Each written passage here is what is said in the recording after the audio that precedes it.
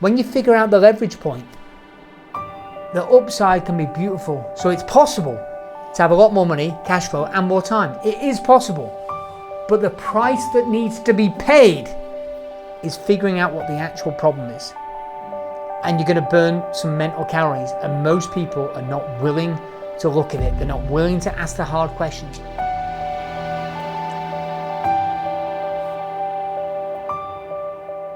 So I want you to really be thinking about what is the problem that we're actually solving. Because, by the way, here's the good news, Suzanne. The greater clarity on the problem, defining the problem is more than half the solution. In fact, okay, impromptu, I'll go to my thinking quotes. So this is called Kittlin's Law. If you can write the problem down clearly, the matter is half solved. Now, for those of you here that come into the boardroom and creating the prep, you tell me. So for those that don't, like when it comes to boardroom meetings, we'll ask you to do the prep in advance of the meetings. How long does the prep take if you do it properly? Hours. Yeah, so what? 6-7 hours. So the average, people tell me, is a day. A day's worth of work to prep for a 2-hour session. So you give me 8 hours of work and you're getting 2 hours.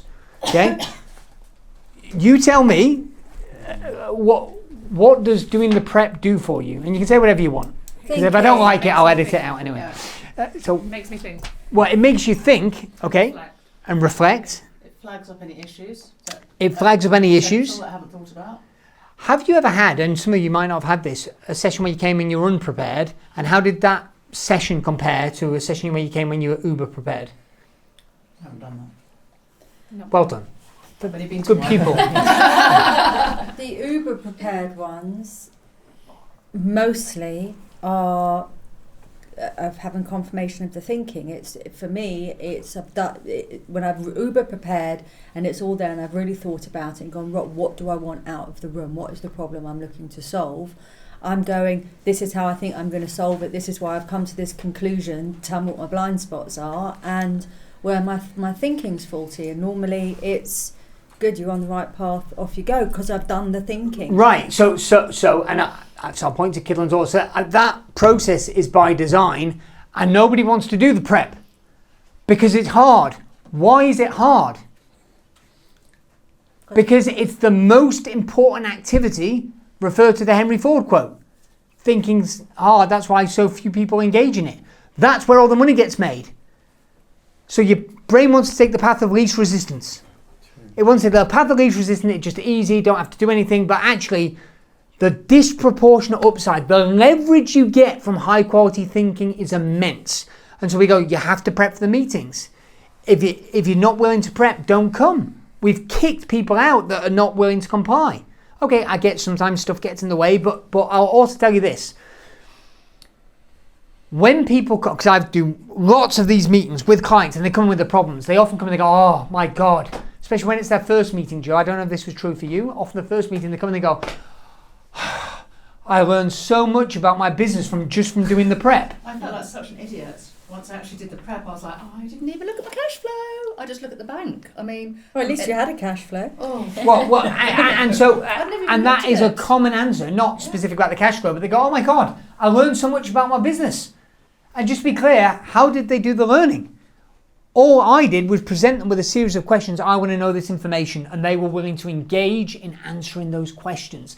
That's the thinking. So they think about their business differently. The question gives the focus, right? So the priming, the question gives the focus about where does your focus need to be? How do we approach this problem? And I'll ask them questions, and because they think about the business in a way they haven't thought before, they get different answers. And they often come in and they go, oh my God, I learned so much. Or they go, I've already got my money's worth. Or they go, they come in and they go, I already know the solution. I just want to check. And now the session itself is more productive because in the session we go, right, that is the right solution. We now just get into the nitty gritty detail of how do we execute on that. Because this is the route we need to go down. Right, okay, who do we need to hire? What do we need to spend money? What do we need to do? What do we need to stop doing? It becomes more self-evident. That in itself is a problem, right? Which is you know what the solution is and you have the plan, but you fail on the execution of the plan. Of course. I And by the way, I would loop back round and go, yeah, okay, that you've got the strategy, but the true problem, the root cause is what's preventing you from executing on what you know. Okay. And that's why, even though I'm, as you probably got a sense, naturally very logical, analytical, sometimes there can be cry fests in the boardroom, right? Because sometimes it's deeply personal, deeply emotional for the kind of person in the hot seat, because it's nothing to do with the business. It's to do with the fact that the marriage is breaking down, or it's to do with whatever is going on. And it's like, okay, but actually, if you figure out what's actually the root cause, my experiences in a lot of cases, it dissolves the leverage, the execution, or the steps is a lot easier. Everyone in this room has had an experience where suddenly something's dropped into place and it's like, oh, we're making loads more money, David. And it feels easier. Business feels, you're in a phase like that right now. The bad news is it doesn't tend to, I hate to break to you, it's not going to, because the problems change, because the business grows and expands. But normally, it's the thinking that was the hard bit.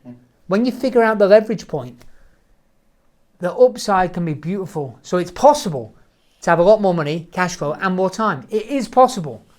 But the price that needs to be paid is figuring out what the actual problem is. And you're going to burn some mental calories. And most people are not willing to look at it. They're not willing to ask the hard questions. In fact, I forgot to mention this earlier when we spoke about place anesthesia. This group has been unusually good. Doesn't surprise me because you invested to be here. But most business owners, in terms of place, the environment, the priming, they are so distracted. Even amongst successful business owners, they can't put the fucking phone down.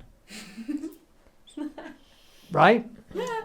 Right? They can't get off social media. And again, I want to remind you, in my group community, just because of the nature of the price points that we charge is premium, we're talking the upper echelons of small business owners in the UK.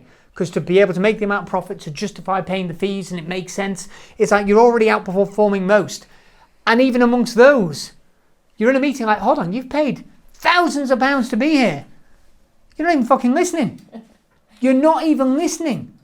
And then you're back to, okay, you don't make good decisions when you're hungry or tired or emotional. It's like, well, you're not making good decisions if we're trying to analyse your business and you're on bastard Facebook.